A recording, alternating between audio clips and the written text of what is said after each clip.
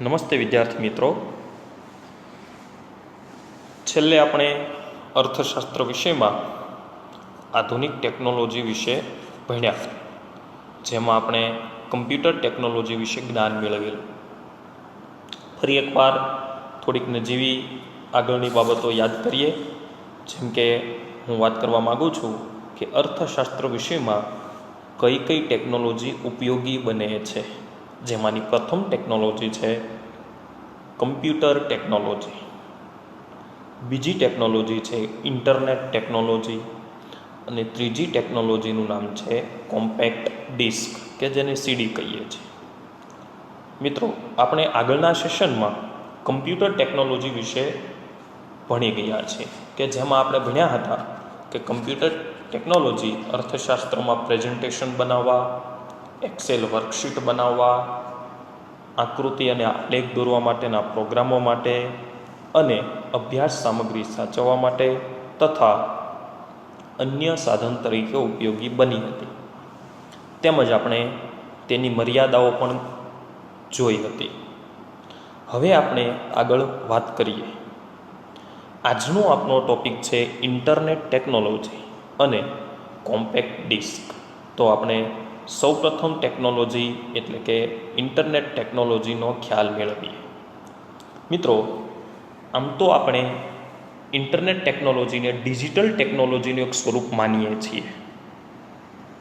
આ ટેકનોલોજી આપણા રોજિંદા જીવનમાં અવારનવાર ઉપયોગમાં આવતી હોય છે. પરંતુ આજે આપણે જોવાનું છે કે અર્થશાસ્ત્ર વિષયમાં ઇન્ટરનેટ ટેકનોલોજી કઈ કઈ રીતે ઉપયોગી બને છે. જેમાંની પ્રથમ વાત કરીએ કે ઇન્ટરનેટ ટેકનોલોજી આપણને ટ્યુટોરિયલ તરીકે ઉપયોગી બને છે.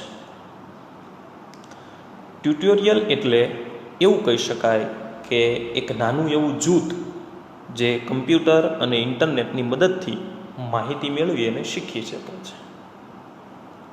જેમાં પ્રથમ બાબતની વાત કરીએ કે કેટલીક વેબસાઇટ કે જે આપણા વિષયને લગતી હોય છે, એ આપણા વિષયની વેબસાઇટ પરથી આપણે પાવર પોઈન્ટ પ્રેઝન્ટેશન કે વાંચવા લાયક સામગ્રીઓ વગેરે બાબતો ઓપન એક્સેસ લિંક દ્વારા પ્રાપ્ત કરી શકીએ છીએ. આપણને પ્રશ્ન થાય કે ઓપન એક્સેસ લિંક એટલે શું? તો ઓપન એક્સેસ લિંક એટલે એક પ્રકારની માહિતી જે આપણને ઇન્ટરનેટ પર એક પેજ સ્વરૂપે દેખાય છે,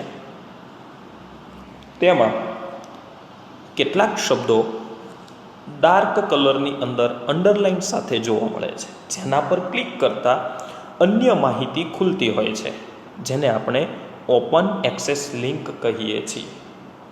ટૂંકમાં કહીએ તો એક વેબસાઇટ પરથી માહિતી મેળવવા માટે અન્ય વેબસાઇટ પર જઈ શકાય તેવી એક લિંક હોય, જેને આપણે ઓપન એક્સેસ લિંક કહીએ છીએ.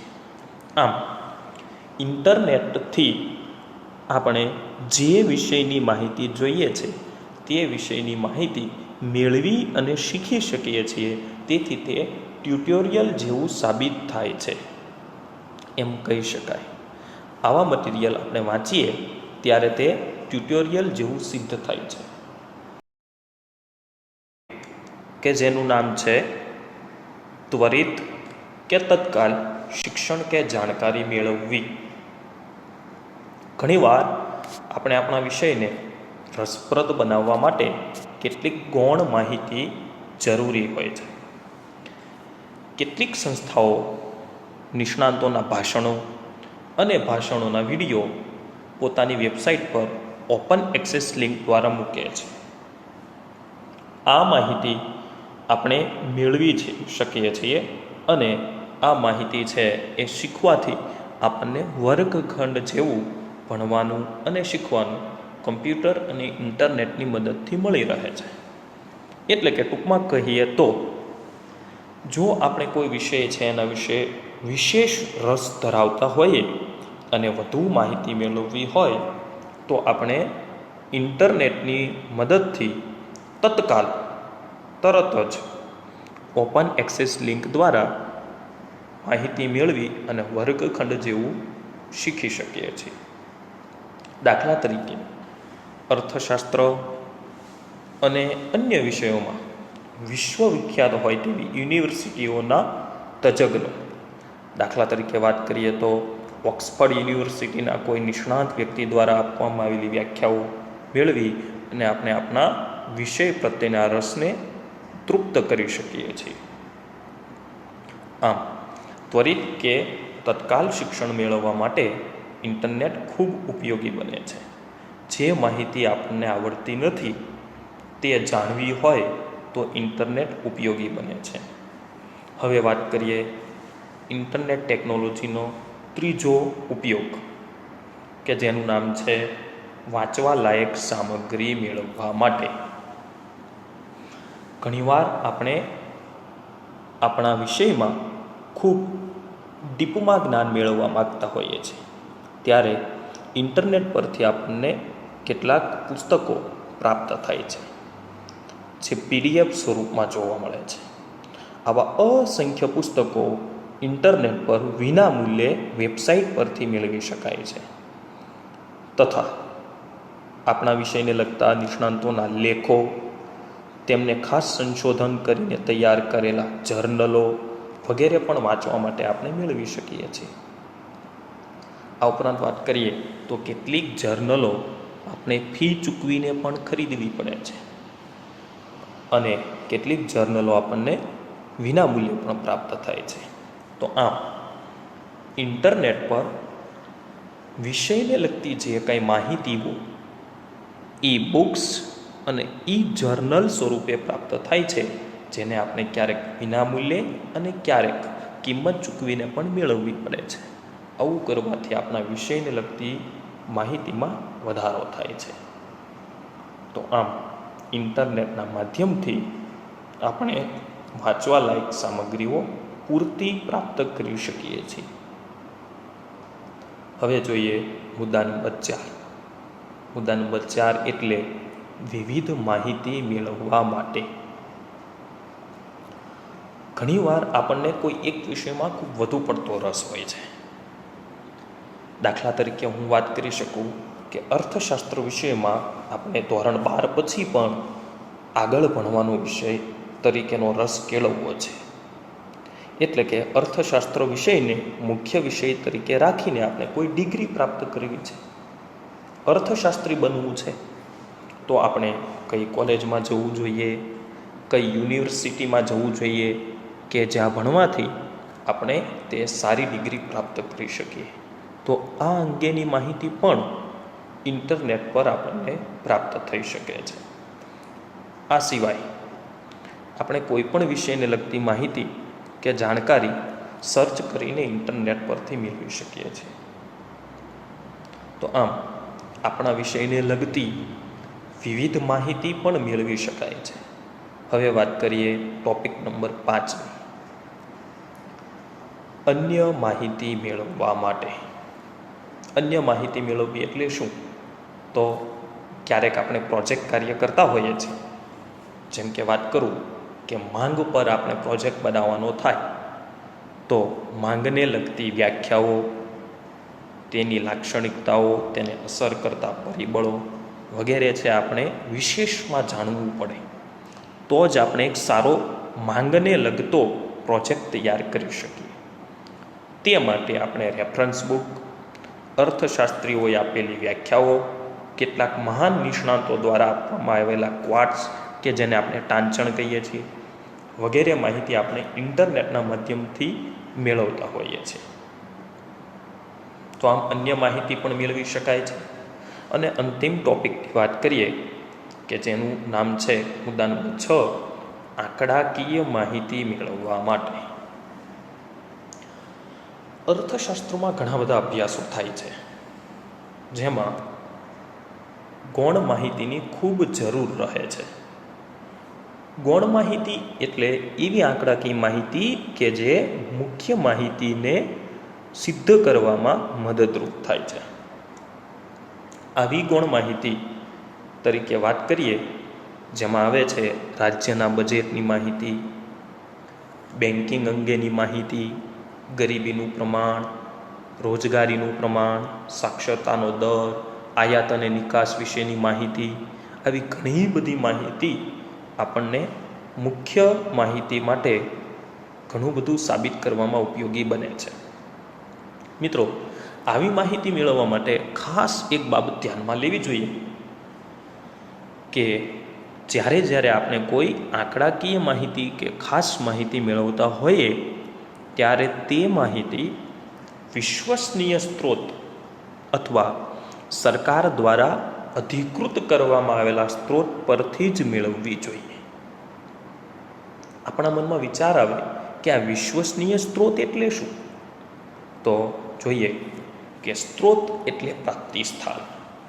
કોઈ પણ માહિતી જે જગ્યાએથી પ્રાપ્ત થાય છે તેને સ્ત્રોત કહેવાય છે. વિશ્વસનીય એટલે શું? તો વિશ્વસનીય સ્ત્રોત એટલે જે સંસ્થાએ આવી માહિતી નિષ્ણાંતોની મદદથી એકઠી કરી હોય અને છાપી હોય તો આવી માહિતીને વિશ્વસનીય સ્ત્રોત કહી શકાય. ટૂંકમાં એમ સમજી શકાય કે જે માહિતી પર પૂરતો વિશ્વાસ મૂકી શકાય, તે માહિતી સાચી જ હશે તેવો વિશ્વાસ મૂકી શકાય તેને વિશ્વસનીય સ્ત્રોત કહેવાય. દાખલા તરીકે વાત કરીએ, જેમ કે બેન્કિંગ અંગેની માહિતી જોઈએ છે તો આપણે આરબીઆઈની વેબસાઇટ પર વિશ્વાસ કરી શકીએ છીએ. બીજું એક ઉદાહરણ લઈએ. દાખલા તરીકે આગળ વાત કરીએ કે આયાત અને નિકાસ અંગેની માહિતી માટે આપણે ભારતના વેપાર મંત્રાલયની વેબસાઇટનો વિશ્વાસ કરી શકીએ છીએ. હજી એક ઉદાહરણ લઈએ કે ભારતના અંદાજપત્રની માહિતી મેળવવી હોય તો આપણે નાણાં મંત્રાલયની વેબસાઇટ પર વિશ્વાસ મૂકી શકીએ છીએ. આમ જે તે માહિતી વિશ્વસનીય સ્ત્રોત પરથી લેવાથી આપણા અભ્યાસને વધુ વિશ્વસનીયતા પ્રાપ્ત થાય છે. આગળ વાત કરીએ. આ ઉપરાંત કેટલીક અન્ય સંસ્થાઓ પણ છે કે જે વિશ્વવિખ્યાત છે અને ભારતમાં પણ પ્રસિદ્ધ છે કે જે ખાસ આવી માહિતી આપવા માટે વિશ્વસનીય પ્રાપ્તિ સ્થાન ગણી શકાય છે. જેમાંની પ્રથમ સંસ્થાનું નામ છે CSO, સેન્ટ્રલ સ્ટેટિસ્ટિકલ ઓર્ગેનાઇઝેશન. આ સંસ્થા ભારતની તમામ આંકડાકીય માહિતીને સાચી રીતે સાચવે છે. બીજી સંસ્થાની વાત કરીએ, NSSO, નેશનલ સેમ્પલ સર્વે ઓર્ગેનાઇઝેશન. આ સંસ્થા ભારતના વિવિધ મુદ્દાઓ પર સેમ્પલ અભ્યાસ કરી અને આંકડાકીય માહિતી એકઠી કરે છે. ત્રીજી સંસ્થાની વાત કરીએ, WHO, વર્લ્ડ હેલ્થ ઓર્ગેનાઇઝેશન. મિત્રો, આ વૈશ્વિક સંસ્થા છે કે જે વિશ્વના દરેક દેશના સ્વાસ્થ્યને લગતા આંકડાઓ સાચવે છે. ત્રીજી સંસ્થા કે જે યુનો છે, યુનાઇટેડ નેશન્સ ઓર્ગેનાઇઝેશન. આ સંસ્થા પણ એક વૈશ્વિક સંસ્થા છે કે જે વિશ્વના દેશોના વિકાસ વિશેના આંકડાઓ છે તે યોગ્ય રીતે સાચવે છે. પાંચમી સંસ્થા છે CMIE, centre for monitoring Indian economics. આ સંસ્થા પણ વિવિધ આંકડાકીય માહિતીને સીડી દ્વારા વેચવાનું કામ કરે છે. એના બાદ ILO એટલે કે ઇન્ટરનેશનલ લેબર ઓર્ગેનાઇઝેશન. આ સંસ્થા એક વૈશ્વિક સંસ્થા છે કે જે વૈશ્વિક મજૂર સંગઠનનું પાલન કરાવે છે અને તેને લગતા અધિકારો અને આંકડાઓ સાચવે છે. અંતિમ સંસ્થા તરીકે લઈએ IMF, ઇન્ટરનેશનલ મોનિટરિંગ ફંડ, કે જે વિશ્વના દેશોને નાણાં પૂરા પાડવાનું કાર્ય કરે છે. અને હજુ એક સંસ્થા લઈએ કે જેનું નામ છે વિશ્વ બેંક, એટલે કે આપણે ઇંગ્લિશમાં તેને કહી શકીએ છીએ વર્લ્ડ બેંક. આ સંસ્થા પણ એક વિશ્વસનીય સંસ્થા કહી શકાય. તો આમ વિવિધ માહિતી મેળવવા માટે આપણે આપણી ડિસ્પ્લે પર દેખાતી વિવિધ સંસ્થાઓ પર વિશ્વાસ મૂકી શકીએ છીએ. એટલે સામે દેખાતી દરેક સંસ્થા એ વિશ્વસનીય સ્ત્રોતનું એક ઉદાહરણ ગણી શકાય છે. આ વાત થઈ ઇન્ટરનેટ ટેકનોલોજીના અભ્યાસ અંગેની. તો આમ ઇન્ટરનેટ કુલ 6 રીતે ઉપયોગી બની શકે છે. 1 નંબર ટ્યુટોરિયલ, 2 નંબર ત્વરિત શિક્ષણ કે જાણકારી મેળવવા માટે, 3 નંબર વાંચવા લાયક સામગ્રી મેળવવા માટે, 4 નંબર વિવિધ માહિતી મેળવવા માટે, 5 નંબર અન્ય માહિતી મેળવવા માટે અને 6 નંબર આંકડાકીય માહિતી મેળવવા માટે. તો આમ ઇન્ટરનેટ ઉપયોગી બની શકે છે, એ પણ ખાસ કરીને આપણા અભ્યાસ માટે. આમ છતાં ઇન્ટરનેટ વાપરવા સામે કેટલાક ભયસ્થાનો છે કે શું ઇન્ટરનેટ વાપરવું યોગ્ય છે કે નથી.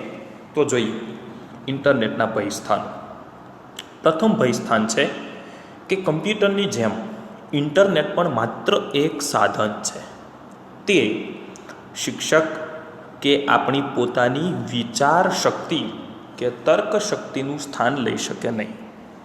અર્થાત ઇન્ટરનેટ એક સાધન તરીકે આપણને માહિતી પૂરી પાડી શકે છે, પરંતુ માહિતી સાચી છે કે ખોટી, માહિતીનો ઉપયોગ કેવી રીતે કરવો, કેટલી માહિતી જરૂરી છે વગેરે નિર્ણયોમાં જેમ આપણે પોતાની બુદ્ધિ ચલાવીએ છીએ તેમ ઇન્ટરનેટ પોતાની બુદ્ધિ ચલાવી શકતું નથી. એ માત્ર આપણે જે માહિતી માગશું એને લગતી તમામ માહિતી આપણને પૂરી પાડે છે, તેથી તે વિચારી શકતું નથી. આ એની એક મોટી મર્યાદા કહી શકાય. બીજી મર્યાદા જોઈએ કે ઇન્ટરનેટ પર અનેક પ્રકારની ખોટી, ભ્રામક કે નકલ કરેલી માહિતી ઉપલબ્ધ હોય છે. તો વાંચનારે કે વિદ્યાર્થીઓએ આ માહિતીથી દૂર રહેવું જોઈએ. આપણે જોઈએ જ છીએ કે ઇન્ટરનેટ પર ઘણી બધી માહિતી એવી હોય છે કે જેને આપણે ખોટી કહી શકીએ છીએ, જે માત્ર ભ્રામક, આકર્ષક હોય છે, તે સાચી હોતી નથી. ત્યારબાદ ત્રીજી મર્યાદા જોઈએ કે સાચી અને ખોટી માહિતી બંને એક સાથે ઇન્ટરનેટ પર ઉપલબ્ધ હોય છે, ત્યારે કઈ માહિતી સાચી અને કઈ માહિતી ખોટી એ બંનેને જુદી પાડવા માટેની તર્કશક્તિ આપણી પાસે હોવી જોઈએ. તો જ આપણે ઇન્ટરનેટનો ઉપયોગ કરી શકીએ છીએ. નહીંતર ક્યારેક અભ્યાસ માટે ખોટી માહિતી પણ ઉપયોગમાં આવી જાય ત્યારે અભ્યાસ નિરર્થક બને છે. આ ઉપરાંત એક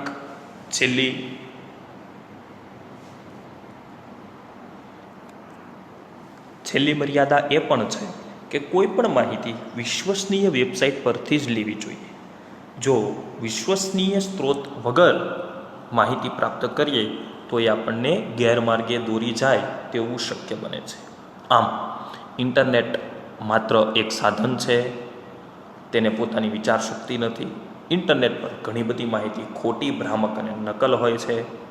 સાચી અને ખોટી માહિતીને જુદી પાડવા માટેનો તર્ક હોવો જોઈએ અને જે માહિતી મેળવીએ છીએ તે વિશ્વસનીય સ્ત્રોત પાસેથી જ પ્રાપ્ત કરવી જોઈએ. તો મિત્રો, આ વાત થઈ ઇન્ટરનેટ ટેકનોલોજી કે જેના ઉપયોગો પણ આપણે જોયા અને એની મર્યાદા પણ આપણે જોઈ. તો હવેની ટેકનોલોજી આવે છે કોમ્પેક્ટ ડિસ્ક, એટલે કે આપણે જે 3 ટેકનોલોજી અર્થશાસ્ત્રમાં ભણવાની હતી એમાંની ત્રીજી ટેકનોલોજી.